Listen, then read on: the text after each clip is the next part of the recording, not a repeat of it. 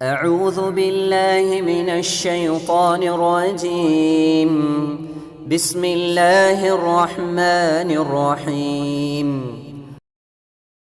அஸ்ஸலாமு அலைக்கும் ரஹ்மத்துல்லாஹி வபரகாத்துஹு.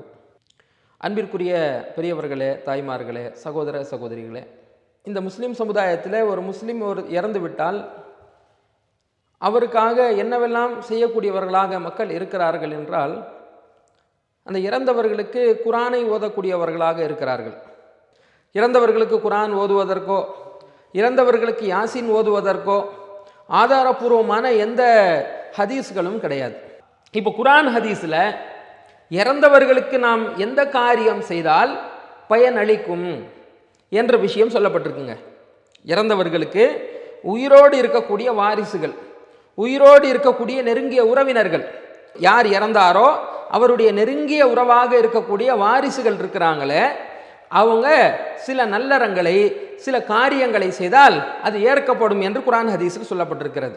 குரான் ஹதீஸில் சொல்லப்பட்ட அடிப்படையில் தான் நாம் இறந்தவர்களுக்கு உண்டான காரியங்களை செய்ய முடியுமே தவிர, குரான் ஹதீஸில் இல்லாத ஒன்றை நாமே ஒன்று தீர்மானித்து செய்யக்கூடாது என்ற விஷயத்தை நான் அடிப்படையாக உங்களுக்கு நான் சொல்லிக்கொள்ள விரும்புகின்றேன்.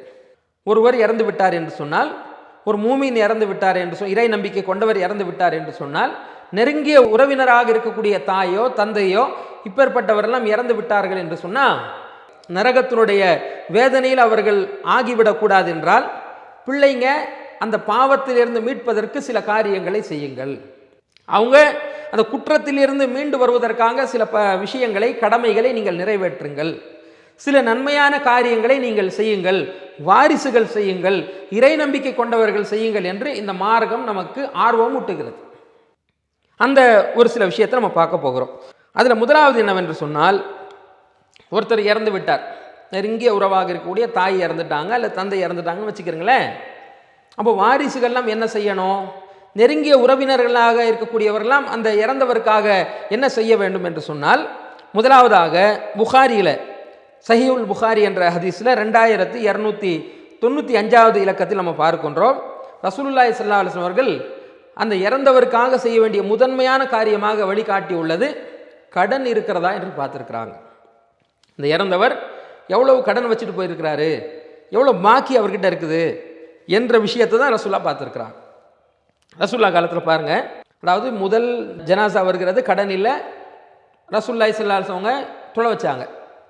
ரெண்டாவது வரக்கூடிய நபருக்கு ரசூலுல்லா கடன் இருக்குது, அதை அடைப்பதற்கு பணம் வச்சுட்டு போயிருக்கார், அவருக்கு தொலை வைக்கிறாங்க. மூன்றாவது கட்டத்தில் ஒரு ஜனாசா வருகிறது, ரசூலுல்லாஹி ஸல்லல்லாஹு அலைஹி வஸல்லம் கேட்குறாங்க, கடன் இருக்குதா? ஆமாம் இருக்குது. அடைப்பதற்கு உண்டான சோர்ஸ் இருக்கான்னு கேட்டால் சோர்ஸ் இல்லை. ரசூலுல்லாஹ் சொல்கிறாங்க, உங்கள் தோழருக்கு நீங்களே தொலை வச்சுக்கொள்ளுங்க, நான் வைக்க மாட்டேன் என்ற கருத்தில் சொல்கிறாங்க. அப்போ அங்கே இருக்கக்கூடிய அபு கத்தாதா என்ற நபித்தோழர், அபு கத்தாதா என்ற நபித்தோழர் சொல்கிறார், அலைய தைனுன் யா ரசூலுல்லாஹ், அவருடைய கடனை நான் பொறுப்பேற்றுக் கொள்கிறேன் அல்லாஹ்வுடைய தூதரேன்னு சொல்லும் பொழுது ரசூலுல்லாஹ் அவருக்கு தொலை வைக்கிறார். அப்போ பாருங்கள், இறந்தவருக்கு நம்ம இதை செய்கிறோமா? எவ்வளோ கடன் இருக்குது, எவ்வளோ பாக்கி இருக்குது, அல்லாஹ் கிட்ட குற்றவாளி ஆகிடுவாரே என்றதை கருதி பிள்ளைங்க வாரிசுகளாக இருக்கக்கூடியவங்கெல்லாம் கடனை அடைப்பதற்கு முன் வரணும். இதுதான் மார்க்கத்தில் ரொம்ப வலியுறுத்தி சொல்லப்பட்டிருக்கு. ரசூலுல்லாஹ் முதல் கேள்வி அதான் கேட்டிருக்கிறாங்க. இதை நிறைய பேர் கண்டுகொள்வது கிடையாது என்பதை நம்ம பார்க்குறோம். ஹதீஸ்களில் இவ்வளோ வலியுறுத்தி சொல்லப்பட்டிருக்கு. பிற்காலத்தில் ரசூலுல்லாஹ் இதை எப்படி மாற்றுறாங்க தெரியுமா? புகாரியில், சஹீஹுல் புகாரியில் 2298 செய்தியில் பார்க்குறோம். ஆரம்ப கட்டத்தில் தான் ரசூலுல்லாஹ் எவ்வளோ கடன் இருக்குன்னு கேட்பாங்க, கடன் அடைப்பதற்கு பணம் இருக்கான்னு கேட்பாங்க, பணம் இருந்தால் தொலை வைப்பாங்க, பணம் இல்லை, அடைப்பதற்கு பணம் இல்லை, பாக்கியில் கடன் பாக்கி பெற்ற நிலையில் தான் மௌத்தாக இருக்கிறாரு, அதை அடைக்க முடியலைன்னு சொல்லும் பொழுது தொலை வைக்க மாட்டாங்க. பிற்காலத்தில் அவங்களுடைய ஆட்சி தன்னிறைவாக ஆகிறது, பெரிய பெரிய வெற்றிகள்லாம் கிடைத்து ரசூலுல்லாஹ்வுடைய ஆட்சி ஒரு கஜானா எல்லாம் நிரம்பக்கூடியவர்களாக தன்னிறைவு பெற்ற வல்லரசாக ரசூலுல்லாஹ் மாறின பிறகு சொல்கிறார்கள், ஆனா அவுலா பில் முஃமினீன மின் அன்ஃபுஸிஹிம், அவர்களுடைய உயிர்களை விட மூமின்களுக்கு நான் மேலானவனாக இருக்கின்றேன், மூமின்களுக்கு நான் மிக தகுதி வாய்ந்தவனாக நான் இருக்கின்றேன்.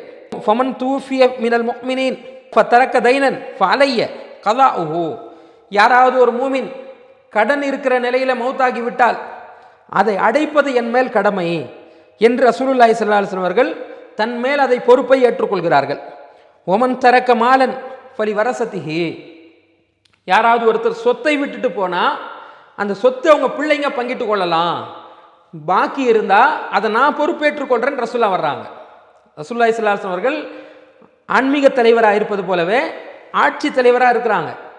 ஆட்சியில் எவ்வளோ பெரிய ஒரு தன்னிறைவு வந்து விட்டது என்றால், குடிமக்களுடைய கடனை நான் பொறுப்பேற்றுக் கொள்கிறேன் என்று சொல்லி, குடிமக்களுடைய கடன் நான் பொறுப்பு, மௌத்தா போனவங்களுடைய எவ்வளோ கடன் இருக்க நான் சுமந்துக்கிறேன், நீங்கள் இருக்கக்கூடிய சொத்து உங்கள் பிள்ளைங்களுக்கு நீங்கள் பங்கிட்டு கொள்ளலாம் என்ற அளவுக்கு தன்னிறைவாக பிற்காலத்தில் மாறுறாங்க. ஆரம்ப கட்டத்தில் அவங்க தொழமாட்டேன் என்று போனாங்க. கடனை பற்றி எவ்வளோ வலியுறுத்தி சொல்லப்பட்டிருக்கின்றதுக்கு இது ஒரு ஆதாரம். அதே மாதிரிங்க சூரத்து நிசாவுல் 4வது அத்தியாயம் 11-12 வசனத்தில் அல்லாஹ் சொல்கிறான், இந்த வாரிசுரிமை சட்டத்தை பற்றி எல்லாம் பேசுகிறான். ஒரு தாய் இறந்து விட்டால் அவங்களுடைய சொத்தில் பங்கீடுலாம் எப்படி கொடுக்கணும், ஒரு தந்தை இறந்து விட்டால் அவங்களுடைய சொத்தில் யார் யாருக்கெல்லாம் எவ்வளோ, மனைவிக்கு எவ்வளோ தரணும், குழந்தைங்களுக்கு எவ்வளோ தரணும், ஆண் பிள்ளைக்கு எவ்வளோ தரணும், பெண் பிள்ளைக்கு எவ்வளோ தரணும் என்ற விஷயத்தெல்லாம் வாரிசு உரிமை சம்பந்தமான விஷயத்தை பேசுகின்றார். அதில் 4வது அத்தியாயம் குரானில் 11-12 இந்த 2 வசனத்தை நீங்கள் கவனித்து பார்த்தா தெரியும். கடனை அடைச்சிட்ட பிறகு தான் பங்கீடு பற்றியே பேசுகிறான்ல. எப்போ இந்த பங்கீடெல்லாம் நீங்கள் கொடுக்கணும், தந்தைக்கு இவ்வளவு, ஆண் பிள்ளைக்கு இவ்வளவு, பெண் பிள்ளைக்கு இவ்வளவுன்னு எப்போ கொடுக்கணும் என்றால் அல்லாஹ் சொல்லுகிறான், மிம்பாதி வசியத்தின் யூசி பிஹா அவுதைன். அவர் எவ்வளோ வசியத்தை செய்து விட்டு போயிருக்கிறாருன்னு பாருங்க, அவர் எவ்வளோ கடன் வச்சுட்டு போயிருக்காருன்னு பாருங்க. அந்த கடனை எல்லாம் நிறைவேற்றின பிறகுதான் நீங்கள் என்ன செய்யணும், உங்களுடைய பங்கீடுகளை நீங்கள் ஆக்கி கொள்ளணும். சொத்து பங்கீடு எல்லாம் கடனுக்கு பிறகுதான் என்று அல்லாஹ் ரப்புல் ஆலமீன் குறிப்பிடுகிறான் என்றால், கடன் எவ்வளவு ஒரு அவசியமாக நிறைவேற்ற வேண்டிய, நம்ம கவனத்தில் கொள்ள வேண்டிய அம்சம்னு பாருங்க. கடன் இருக்கிற நிலையிலே மௌத்தாயிட்டா அல்லாஹ் மன்னிக்க மாட்டாத. இஸ்லாத்தில் பாவங்கள் 2 வகை. ஒன்று மனிதனுக்கு செய்யக்கூடிய பாவம், இன்னொன்று அல்லாஹ்வுக்கு செய்யக்கூடிய பாவம். நம்ம தொழாமல் இருக்கிறோம், நோன்பு வைக்காமல் இருக்கிறோம், அல்லாஹ்வுடைய கடமையெல்லாம் நிறைவேற்றாமல் இருக்கிறோம்னா அல்லாஹ்வுக்கு நமக்குள்ள பாவம் அது. ஒரு மனுஷங்கிட்ட நான் 10,000 ரூபாய் கடன் வாங்கியிருக்கிறேன்னு சொன்னால் அல்லாஹ் கிட்ட வாங்கின கடன் இல்லை, மனுஷங்கிட்ட செஞ்ச பாவம் நான். இந்த மனுஷன் மன்னிக்காத வரைக்கும் அல்லாஹ் மன்னிக்க மாட்டான் என்று இந்த மார்க்கம் வழிகாட்டுகிறது. அதனால தான் மனுஷங்கிட்ட வாங்கின கடனை மன்னிச்சால்தான் அவர் குற்றத்திலிருந்து தப்பிப்பார் என்ற அளவிற்கு ஒரு வழிகாட்டுதல் கொடுக்கக்கூடிய மார்க்கம் இஸ்லாம். அப்போ இதில் கடன் சம்பந்தமாக செய்திகளை பாருங்க. கடன் இல்லாத நிலையில் நம்ம வாழணும். ஒருவேளை நம்ம கடன் வாங்கி விட்டால் கூட அடைப்பதற்குண்டான விஷயத்தை நாம் செய்துவிட வேண்டும். ஒருவேளை நாம் செய்யாமல் இருந்து விட்டால் கூட, நம்ம இறந்து விட்டால் நம்முடைய வாரிசுகள் நம்ம வசியத்தாக அறிவுரையாக சொல்லிட்டு போகணும்.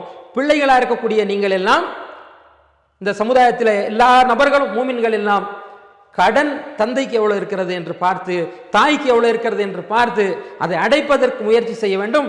இதுதான் இறந்தவர்களுக்கு செய்ய வேண்டிய முக்கியமான ஒரு உபதேசமாக இஸ்லாம் வழிகாட்டுகிறது. நம்ம செய்கிறோம், ஒரு ஃபாத்தியா செய்துவிட்டால், ஃபாத்தியா அவர்களுக்காக 3ஆம் ஃபாத்தியா, 7ஆம் ஃபாத்தியா, 40ஆம் ஃபாத்தியா செய்துவிட்டால், குரான் ஓதிவிட்டால் எல்லாமே முடிஞ்சிரும்னு நினைக்கிறீங்களே, இல்லை. இதை செய்யுங்க. மார்க்கத்தில் எவ்வளோ வலியுறுத்தப்பட்டிருக்குன்றதை பார்த்து இதை கவனத்தில் கொள்ளுங்க. இது ஒரு அம்சங்க. அதுக்கு அடுத்து என்னன்னு சொன்னால், ஒரு மூமின்கள் இன்னொரு மூமின்களுக்கு இதை செய்யலாம். குறிப்பாக பிள்ளைங்க தாய் தந்தையருக்கு இதை செய்யலாம். அது என்னது என்றால், இதான் முக்கியமான ஒரு அம்சம், பிரார்த்தனைன்ற அம்சம், துவா. ஒரு பிள்ளைங்க தாய் தந்தையருக்கு கண்டிப்பாக கேட்க வேண்டிய விஷயம் துவா. ஒரு இறை நம்பிக்கை கொண்டவங்க இன்னொரு இறை நம்பிக்கை கொண்டவருக்காக கேட்க வேண்டிய முக்கியமான அம்சம் துவா, பிரார்த்தனை. இதை மார்க்கம் அவ்வளோ வலியுறுத்துகிறது.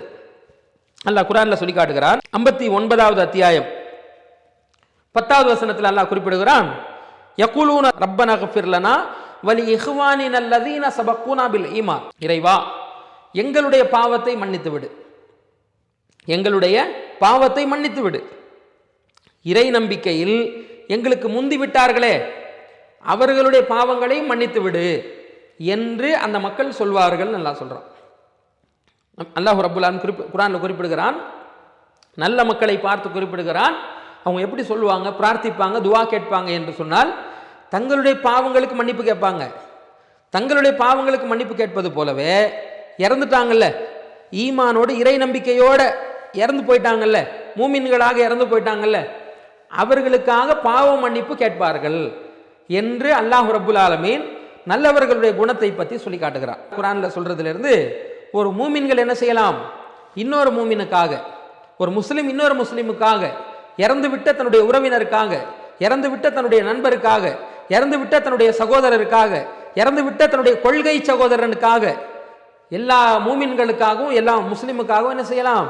இறைவா உன்னுடைய பாவத்தை மன்னித்து விடு என்று பாவ மன்னிப்பு கேட்க வேண்டும் என்ற விஷயத்தை அல்லாஹ் மூமின்கள் இன்னொரு மூமின்களுக்கு செய்யணும் என்ற விஷயத்தை 59வது அத்தியாயம் 10வது வசனத்தில் குறிப்பிடுகிறார்.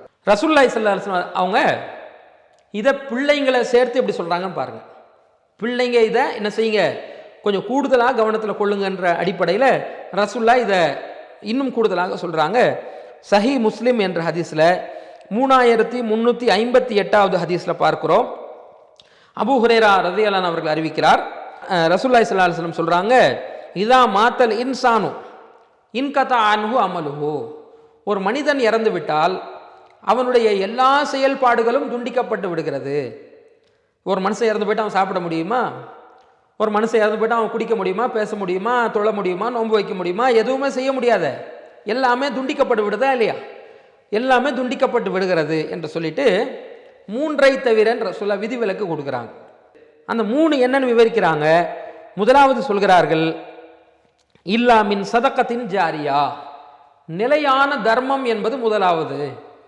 மக்களுக்கு பயன் பெறக்கூடிய நல்லறங்களாக அது இருக்கணும். அது நான் இறந்து போன பிறகு கூட பயனளிக்கக்கூடியதாக இருக்குமானால் அதான் சதக்கத்துல் ஜாரியா, நிலையான தர்மம். இதை நம்ம ஏதாவது செஞ்சுட்டு போகணும். உயிரோடு இருக்கும் பொழுது நிலையான தர்மங்களை செஞ்சுட்டு போகணும். நாம் இறந்து போன பிறகு கூட அந்த நல்லறங்கள் கண்டினியூவாக மக்களுக்கு பயன்பெற்று கொண்டே இருக்கணும். இதை ரசூலுல்லாஹ் இறந்த பிறகு நன்மை வரக்கூடிய காரியத்தில் இது ஒன்று வந்து கொண்டே இருக்கும்னு சொல்றாங்க. ரெண்டாவது சொல்றாங்க, அவ் இல்மின் யுன்தஃபஉ பிஹி, பயன் தரக்கூடிய கல்வி, பயன் தரப்படக்கூடிய ஒரு கல்வின்றாங்க. பயன் தரப்படக்கூடிய கல்வினா என்ன? ஒரு கல்வி இருக்கிறது, அந்த கல்வியை நான் சொல்வதன் மூலமா மக்களுக்கு பயன் கிடைக்கணும். இப்போ குர்ஆன் ஹதீஸுடைய கல்வி இருக்கா இல்லையா? இதை நான் ஊர் ஊராக போய் மக்களாக பார்த்து நான் சொல்கிறேன், தொழுங்க, நோன்பு வைங்க, ஜக்காத் கொடுங்க, ஹஜ் செய்யுங்க, ஷிர்க் வைக்காதீங்க, அல்லாஹ்வை மட்டும் வணங்குங்க, தாயத்து கட்டாதீங்க, தகடு கட்டாதீங்க, இறந்தவர்களை வணங்காதீங்க, தர்காவுக்கு போகாதீங்க, ஃபாத்திஹா மௌலூத் ஓதாதீங்க, நான் அல்லாஹ்வை மட்டும் வணங்குங்க நம்ம சொல்கிறோம். இதை சொல்லிக்கொண்டே இருக்கிறதுனால கூலி கிடைக்கிறது தனி. இதிலிருந்து ஒருத்தர் திருந்தி வர்றாருன்னு வைங்க, அவர் வாழ்க்கையில் அமல்படுத்துறாருன்னு வைங்க, குர்ஆன் ஹதீஸின் அடிப்படையில் ஒருத்தர் மாறுகிறார் என்றால் அவர் காலம் முழுக்க தொழுவாரா இல்லையா? காலம் முழுக்க நல்ல காரியம் செய்வாரா இல்லையா? ஒரு பயனளிக்கக்கூடிய கல்வி ஒருவருக்கு மாற்றம் ஏற்படுத்தக்கூடியதாக இருக்குமானால் அவர் வாழ்க்கையில் அதை நடைமுறைப்படுத்துவார் என்று சொன்னால் எனக்கு காலம் முழுக்க நன்மை வரும். எந்த நன்மை என்றால் அவர் செயல்படுத்துறாரா இல்லையா, அவருக்கு அது பயனளித்ததா இல்லையா, அந்த பயனளிக்கக்கூடிய நன்மை எனக்கு வந்து கொண்டே இருக்கும். இது ரெண்டாவது ஒரு விஷயம். மூன்றாவது தான் இதில் முக்கியமாக இந்த தலைப்பில் சம்பந்தப்பட்ட விஷயம். ரசூலுல்லாஹ் குறிப்பிடுறாங்க, வலதின் சாலிஹின் யதுஊ லஹு, தன்னுடைய பெற்றோருக்காக பிரார்த்தனை செய்யக்கூடிய நல்ல குழந்தைகள், தன்னுடைய பெற்றோருக்காக பிரார்த்தனை செய்யக்கூடிய நல்லொழுக்கம் உள்ள நல்ல குழந்தைகளுடைய பிரார்த்தனை இறந்தவர்களுக்கு நன்மை வரும், தாய் தந்தையருக்கு நன்மை போகும் என்று நபி ஸல்லல்லாஹு அலைஹி வஸல்லம் அவர்கள் இறந்த பிறகு கூட 3 விஷயத்தில் அவங்க என்ன செய்யும், எல்லாமே முடிந்து விட்டது, 3ஐ தவிர சொல்லும் பொழுதுதான் நல்லொழுக்கம் உள்ள பிள்ளைகளுடைய பிரார்த்தனை துவா என்று சொல்கிறார்கள். வலதின் சாலிஹின் யதுஊ லஹு, நல்லொழுக்கம் உள்ள சந்ததிகள் செய்யக்கூடிய பிரார்த்தனை என்று நபி ஸல்லல்லாஹு அலைஹி வஸல்லம் சொல்றாங்க. அப்போ ஒரு குழந்தை கேட்கக்கூடிய துவா என்று சொல்லாம நல்ல சாலிஹான குழந்தைகள் கேட்கக்கூடிய துவா பெற்றோருக்கு நன்மை போகும் என்று சொன்னால் என்ன இதில் புரியுது? அவன் நல்ல குழந்தையாக உருவாகுவதற்கு காரணமே அவங்களுடைய பெற்றோர் தான். பெற்றோருடைய வளர்ப்பு தானே அவன் நல்ல குழந்தையாக மாத்துச்சு. அதனால நல்ல குழந்தைகளுடைய துவா பெற்றோருக்கு நன்மை போகும் என்பதை நம்ம பார்க்குறோம். அப்போ இதில் என்ன நம்ம தெரிந்து கொள்கிறோம் என்று சொன்னால், நீங்கள் நினைக்கிறீங்க ஒரு ஹஜ்ரத்தை அழைச்சிட்டு வந்து, ஒரு ஆலிம் சாவை அழைச்சிட்டு வந்து வீட்டில் குர்ஆன்லாம் கொடுத்து ஃபாத்தியா ஓத வச்சு அவர் துவா கேட்ட நம்மளாம் ஆமீன் அப்படின்னு சொல்லிட்டோம்னா அவருக்கு ஏதோ இறந்தவருக்கு நன்மை போகும்னு நீங்கள் நினைக்கிறீங்களே, அதெல்லாம் நன்மை போகவே செய்யாது. ஏன்? பிள்ளைங்களுடைய துவா தான் ரசூலுல்லாஹ் முக்கியத்துவப்படுத்தி சொல்கிறாங்க. வேற ஒருத்தர் நீங்கள் அழைச்சிட்டு வர்றீங்கன்னா உங்களுடைய பணத்துக்கு ஏற்ப தான் ஒரு துவா செய்வார். ஒரு ஆலிம் சாவை அழைச்சிட்டு வந்து நீங்கள் துவா செய்யுங்க, பிரார்த்தனை செய்ய வைங்கன்னா நீங்கள் 5 ரூபா கொடுத்தா அதுக்கு தகுந்த மாதிரி ஒரு துவா செய்வார், 50 ரூபா கொடுத்தா அதுக்கு தகுந்த மாதிரி ஒரு துவா செய்வார், 500 ரூபா கொடுத்தா அதுக்கு தகுந்த மாதிரி ஒரு துவா செய்வார், 1000 ரூபா கொடுத்தா அதுக்கு தகுந்த மாதிரி துவா செய்வார். அதில் இஹ்லாஸ் இருக்காது, மன தூய்மை இருக்காது. நீங்கள் உங்கள் தந்தைக்கு அவங்களை எப்படியெல்லாம் வளர்த்தாங்க, உங்கள் தாய் எப்படியெல்லாம் வளர்த்தாங்கன்றத உள்ளத்தால் அழுது மனசார அல்லாஹ் கிட்ட கேட்பீங்களா இல்லையா? அதுதானங்க வேணும்.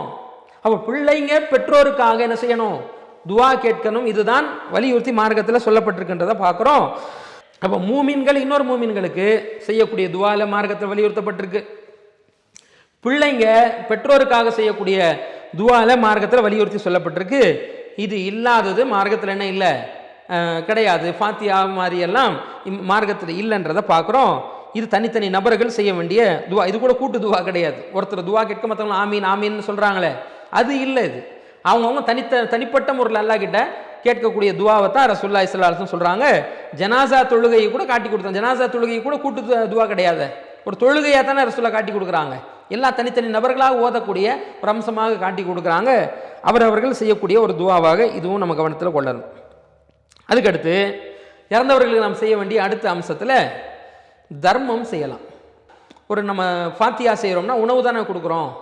உணவு சமைச்சு நம்ம ஏழை எளியவங்களுக்கு தானே கொடுக்க போகிறோம், உறவினர்கள்லாம் கொடுக்குறோம்ல. அதுலேயும் ஒரு தர்மம் போகுதுன்னு நீங்கள் நினைக்கலாம். அது தர்மம் என்ற பார்வை நீங்கள் பார்த்தாலும் கூட ரசூலுல்லாஹி ஸல்லல்லாஹு அலைஹி வஸல்லம் வழிமுறையை தாண்டியதாக இருக்கிற மாற்றமாக இருக்கிறது. 3வது நாள் செய்யணும்னு ஒரு வரையறை எடுத்திருக்கீங்களா இல்லையா? 7வது நாள் செய்யணும், 40வது நாள் செய்யணும், வருஷத்தில் ஒரு நாள் செய்யணும்னு எடுக்கிறீங்கல்ல. இந்த வரையறை குற்றமாக மார்க்கத்தில் கருதப்படுகிறது. அப்போ ரசூல்லா தான் வரையறை சொல்லக்கூடிய இடத்துல இருக்கிறாங்க. 3வது நாள் செய்யணும், 5வது நாள் செய்யணும், 7வது நாள் செய்யணும், 40வது நாள் செய்யணும், வருடம் செய்யணும் என்றால் ரசூல்லாவுடைய வழிமுறை அதில் இல்லை என்று சொன்னால் அது வழிகேடு. நம்ம தெரிஞ்சு கொள்ளணும். அவங்க தான் சொல்லுவாங்க, ஃபஜர் 2 ரக்காத்து, லுஹர் 4 ரக்காத்து, அசர் 4 ரக்காத்து, மக்ரிப் 3 ரக்காத்து, இஷா 4 ரக்காத்து. நானா இஷாவை 3 ரக்காத்தை மாற்ற முடியாது, நானா மக்ரிபை 4 ரக்காத்தை மாற்ற முடியாது, நானா அசர் தொழுகை என்ன செய்ய முடியாது, 2ஆ மாற்ற முடியாது. ரசூல்லா தான் நிர்ணயம் செய்யக்கூடிய இடத்துல இருக்கிறாங்க. அவங்க சதக்காவை காட்டி கொடுத்துருக்காங்க, ஃபாத்தியாவை அவங்க காட்டி தரல. ஏழை எளியவர்களுக்கு உணவு தரக்கூடிய வழிமுறையை காட்டி கொடுத்துருக்குறாங்க. அதை நம்ம உணவு போன்றது கொடுக்கலாம், பொருளாதாரம் கொடுக்கலாம், மற்ற எது வேணாலும் கொடுக்கலாம். அப்போ இது ஃபாத்தியாக்களுக்கு என்ன செய்யாது, கத்தம் ஃபாத்தியாக்களுக்கு இது ஆதாரமாக அமையாதுன்றதையும் கூடுதலாக சொல்லிக்கொண்டு இந்த விஷயத்தில் வர்றேன். இது தர்மத்தில் என்ன வருதுன்னு கேட்டால், புகாரியில் பார்க்குறோம் 1388வது ஹதீஸில் பாருங்கள். இதெல்லாம் கவனிச்சா சதக்கா எது, இறந்தவர்களுக்கு எது பயனளிக்கும்ன்றதை நம்ம தெரிஞ்சுக்கலாம். அதை பாருங்கள். ஒரு மனிதர் ரசூல்லா கிட்ட வர்றார், வந்து கேட்கிறார், அல்லாஹ்வுடைய தூதரே, இன்ன உம்மி, என்னுடைய தாய் திடீர் என்று மௌத்தாயிட்டாங்க. திடீர்னு சொல்லாமல் கொள்ளாமல் மௌத்தாயிடுவாங்கல்ல, நல்லா இருப்பாங்க, திடீர்னு இறந்து போயிடுவாங்களா இல்லையா? அப்படி இறந்து போயிடுறாங்க. ஒரு மனிதர் ரசூல்லா கிட்ட கேட்குறார், அதுன்னுஹா லவ் தக்கல்லமத் தசத்தகத், அவங்க நான் நினைக்கிறேன் அவங்க உயிரோடு இருந்திருந்தா தர்மம் செய்ய சொல்லியிருப்பாங்க நான் கருதுறேன். அவங்க இறந்துட்டாங்க, உயிரோடு இருந்திருந்தா அவங்க வாயினால தர்மம் செய்யப்பா, சதக்கா கொடுப்பா என்று அவங்க சொல்லியிருப்பாங்க. ஆனால் இறந்து போயிட்டாங்க. ஃபஹல்லஹா அஜ்ருன் இன் தசத்தக்து அன்ஹா, அல்லாஹ்வுடைய தூதரே, எனவே என் தாய்க்காக, இறந்துவிட்ட என்னுடைய தாய்க்காக நான் தர்மம் கொடுப்பது என் தாய்க்கு பயனளிக்குமா என்று கேட்கிறார். ரசூலுல்லாஹ் சொல்றாங்க, காலனாம், தாராளமாக பயனளிக்கும், கூடும், ஆம் என்று ரசூலுல்லாஹ் சொன்ன ஹதீஸ் புகாரியில் 1388வது செய்தியில் பார்க்குறோம். அதே மாதிரி இன்னொரு செய்தி பாருங்க, புகாரியில் 2756வது செய்தி இடம்பெற்றிருக்கிறது. சாத் இப்னு உபாதா என்ற நபித்தோழர் அறிவிக்கிறார், தூஃபியத் உம்முஹு, அதாவது தாய் இறந்து விட்டார்கள், வஹுவ காயிபுன் அன்ஹா, நான் வெளியூரில் இருக்கும் பொழுது தாய் மரணித்து விட்டார்கள். யா ரசூலல்லாஹ், அதனால் ஐயன்ஃபவுஹா ஷையுன் இன் தஸத்தக்து பிஹி அன்ஹா, என் தாய்க்காக நான் தர்மம் கொடுத்தால் என் தாய்க்கு நன்மை போகுமா என்று கேட்கிறார். தாராளமாக கிடைக்கும், ஆம் என்று ரசூலுல்லாஹ் சொல்லும் பொழுது ரசூலுல்லாஹ் கிட்ட அவர் சொல்கிறார், ஃபஇன்னி உஷ்ஹிதுக அன்ன ஹாயித்தில் அல் மெஹ்ராஃப், மெஹ்ராஃப் என்ற தோட்டத்தை சதகத்துன் அலைஹா, என் தாய்க்காக நன்மைக்காக நான் உங்களை சாட்சியாக கொடுக்கின்றேன். ரசூலுல்லாஹி ஸல்லல்லாஹு அலைஹி வஸல்லம் உங்களை சாட்சியாக்கி மிஹ்ராஃப் என்ற ஒரு தோட்டத்தை தர்மமாக கொடுக்குறார். முதல்ல என்ன செய்கிறாருன்னா, என் தாய்க்காக தர்மம் கொடுத்தா நன்மை தாய்க்கு கிடைக்குமான்னு கேட்டுறாரு. கிடைக்கும், கூடும் சொல்லி ரசூலுல்லாஹ் ஆமாம் என்று சொன்ன பிறகு என்ன செய்கிறார் என்று சொன்னால், மிஹ்ராஃப் என்ற தோட்டத்தை தர்மமாக கொடுக்கிறார். அதற்கு ரசூலுல்லாஹ்வை சாட்சியாக்கி தாய்க்காக, தாய்க்கு நன்மை சேர வேண்டும் என்பதற்காக சதக்கா செய்தார் என்பதை பார்க்குறோம். இது புகாரியில் 2756 இடம்பெற்றிருக்கு. அதே மாதிரி முஸ்லீமில் இடம்பெற்றிருக்க இன்னொரு ஹதீஸ், அபூ ஹுரைரா அவங்க அறிவிக்கிறாரு, ஒரு மனிதர் ரசூலுல்லாஹ் கிட்ட வர்றார், வந்து கேட்குறார், இன்ன அபி மாத்த தரக்க மாலன் வலம் யூசி, இதில் பாருங்க, தந்தை மரணித்து விட்டார், அவர் சொத்தை விட்டு விட்டு போயிருக்கிறார், பணம் காசுகளை விட்டு விட்டு தான் போயிருக்கிறார். வலம் யூசி, ஆனால் சதக்கா செய்யுங்கன்னு அவர் சொல்லலை, வசியத் எதுவுமே செய்யலை, வலியுறுத்தி எதுவுமே சொல்லலை, தர்மங்க செய்யணும்னு சொல்லி அவர் சொல்லலை, இறந்துட்டார். ஃபஹல் யுகஃபிரு அன்ஹு அன் அத்தசத்தகு அன்ஹு, நான் அவருக்காக தர்மத்தை கொடுத்தால் அவருடைய பாவங்கள் மன்னிக்கப்படுமா? என் தந்தைக்காக நான் தர்மத்தை கொடுத்தால், சதக்கா கொடுத்தா என் தந்தைக்கு நன்மை போகுமா என்று கேட்கிறார். ரசூல்லா நாம் ஆமாம் கூடும் கொடுக்கலாம் என்று ரசூல்லா ஸல்லல்லாஹு அலைஹி வஸல்லம் அவங்க சொன்ன ஹதீஸ் சஹீஹ் முஸ்லிம்ல இடம்பெற்றிருக்கு. அப்போ என்ன செய்யலாம்னா, ஒரு தோட்டத்தை என்ன செஞ்சிருக்கிறார் அவர், சாத் இப்னு உபாதா சொல்லக்கூடிய செய்தியில தர்மமாக கொடுத்த மிஹ்ராஃப் என்ற தோட்டத்தையே தாய்க்காக கொடுத்துருக்கிறத நம்ம பார்க்குறோம். இந்த தந்தை சொத்தை விட்டுட்டு போயிருக்கிறாரு, சொத்திலிருந்து நான் தர்மம் செஞ்சா தந்தைக்கு நன்மை போகுமா? கிடைக்கும் என்ற ரசூலுல்லாஹ் சொல்றதையும் நம்ம பார்க்குறோம். இதுல முஸ்னத் அஹமதுல வரக்கூடிய ஒரு செய்தியில கூடுதலான ஒரு வாசகம் இடம்பெற்றிருக்கிறது. அதில் என்ன இடம்பெற்றிருக்கிறது என்றால், சாத் இப்னு உபாதா தான் அதை அறிவிக்கிறார். என் தாய் மரணித்து விட்டார்கள், என் தாய்க்காக நான் தர்மம் கொடுத்தால் அந்த தர்மத்தில் அவங்களுக்கு நன்மை கிடைக்குமா என்று கேட்கிறார்.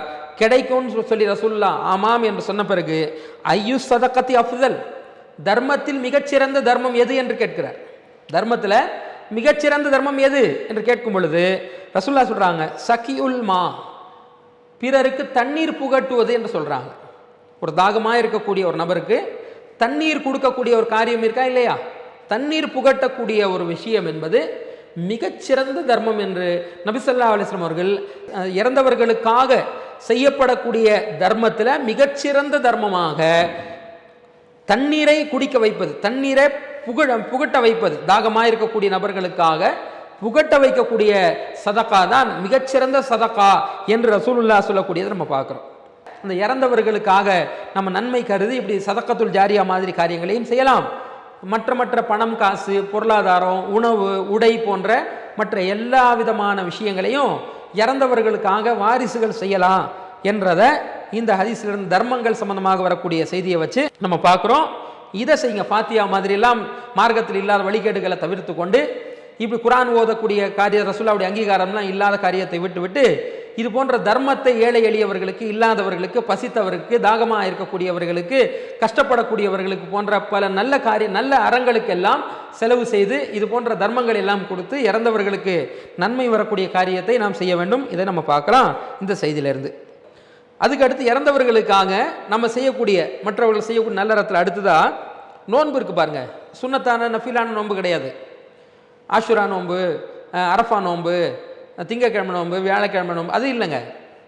கடமையான நோன்பு இருக்குல்ல, ரமலான் மாதத்துடைய நோன்பு, ஒரு மாத கால நோன்பு கடமை இருக்கு இல்லையா? இது ஆரோக்கியமாக இருக்கும் பொழுது, உடல் திடகாத்திரமாக இருக்கும் பொழுது நம்ம வைக்கிறது கடமை. நம்ம பலவீனமாக அடைஞ்சு உடல்லாம் நோய் வந்து அந்த மாதிரி வைக்க முடியாத நிலை வந்துருச்சுன்னா அது கடமையாக ஆகாது.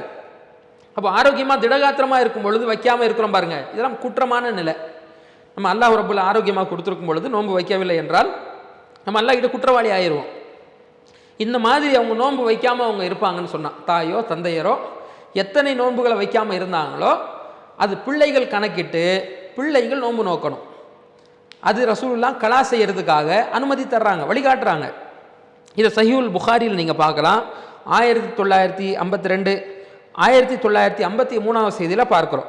அதில் என்ன வருகிறது என்றால், மன் மாத்த வ அலைஹி சியாமுன் சாமான்ஹு வலியுஹு, யார் வந்து நோன்பு அவர் மீது கடமையாக இருக்கிற நிலையில் மௌத்தாகி விட்டாரோ அவருக்கு அவருடைய வலி, அவருடைய பொறுப்பாளர் அவருக்கு பகரமாக நோன்பு வைக்கட்டும் என்று ரசூலுல்லாஹ் சொன்ன செய்தி புகாரியில் 1952 பார்க்குறோம்.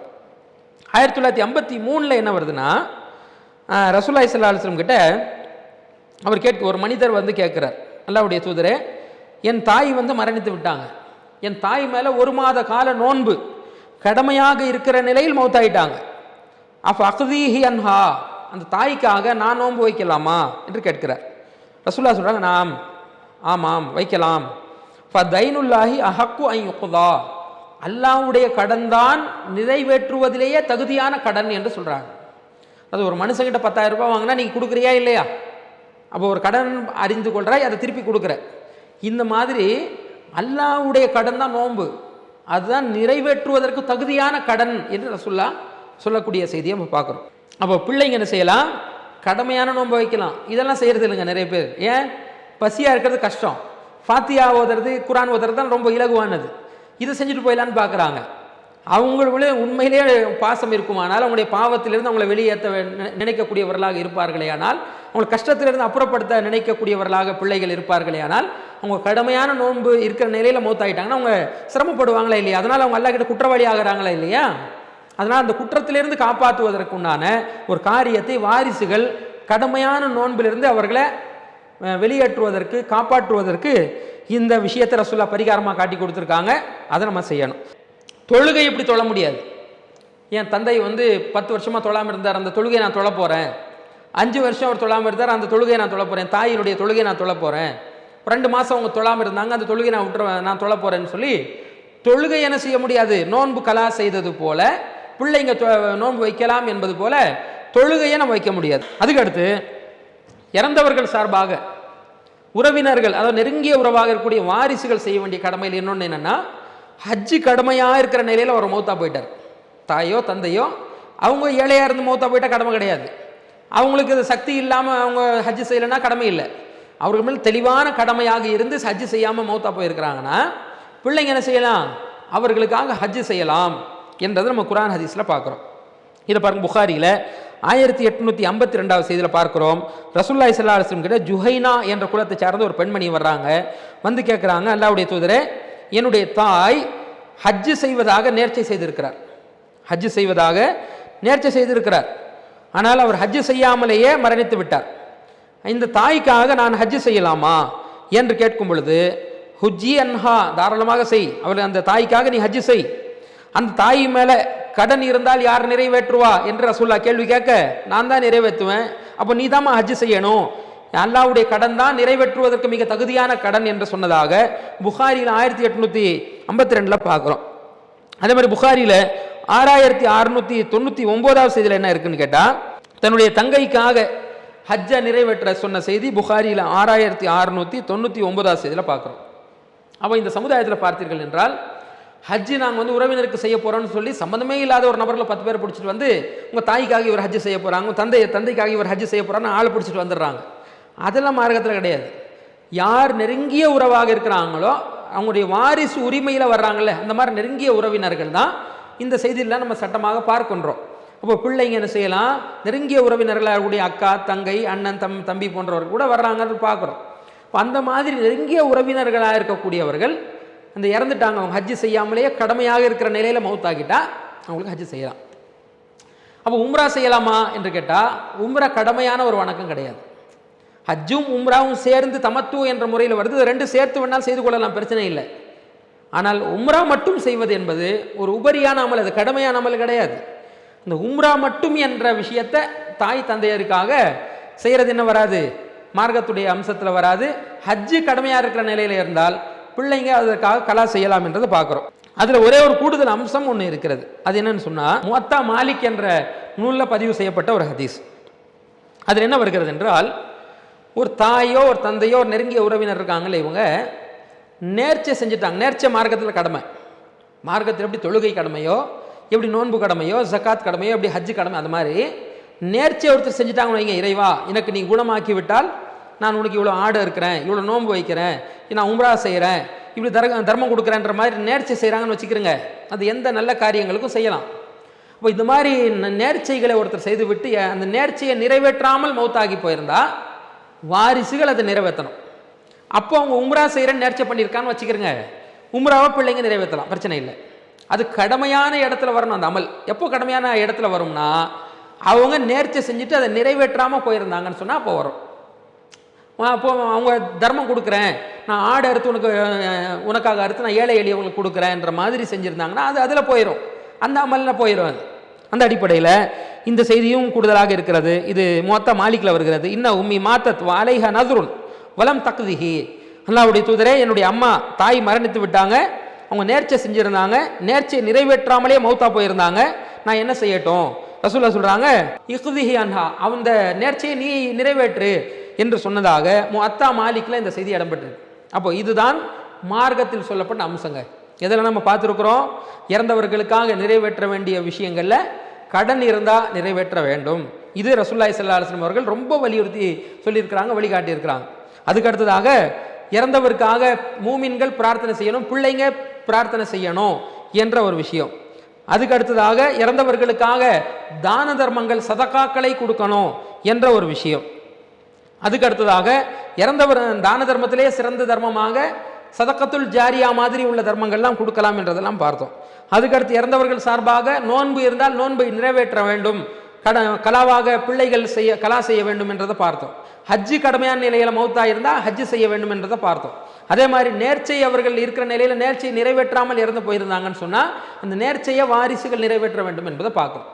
அப்போ இதுதான் இறந்தவர்களுக்கு நாம் செய்ய வேண்டிய ஒரு அம்சங்களாக, கடமைகளாக, நன்மைகளாக, ஒரு மூமின் இன்னொரு மூமின் செய்ய வேண்டிய ஒரு அம்சமாக, ஒரு இறந்துவிட்ட நெருங்கிய உறவினருக்காக வாரிசுகள் செய்யக்கூடிய ஒரு வணக்கமாக சொல்லப்பட்டிருக்கே தவிர, இறந்தவர்களுக்கு குரான் ஓதிட்டா நன்மை போயிடும், இறந்தவங்களுக்கு யாசின் ஓதிட்டா நன்மை போகும், இறந்தவங்களுக்கு ஃபாத்தியா ஓதுனா நன்மை போகும் என்பதெல்லாம் ஒரு பித்அத்தாக, அனாச்சாரமாக, வழிகேடாக இந்த சமுதாயத்தில் உருவாக்கப்பட்ட நபிகளாருடைய வழிமுறை இல்லாத புதுமையான வழிகேடு என்பதை நாம் புரிந்து கொண்டு அது போன்ற ஒரு வழிகேட்டிலிருந்து விலகி இது போன்ற நன்மையான காரியங்கள் செய்யக்கூடிய நன்மக்களாக அல்லாஹ் உங்களையும் என்னையும் ஆக்கியருள் புரிவானாக. வாஹிர தாவானா அல்ஹம்துலில்லாஹி ரபில் ஆலமீன். அஸ்ஸலாமு அலைக்கும் வரஹ்மத்துல்லாஹி.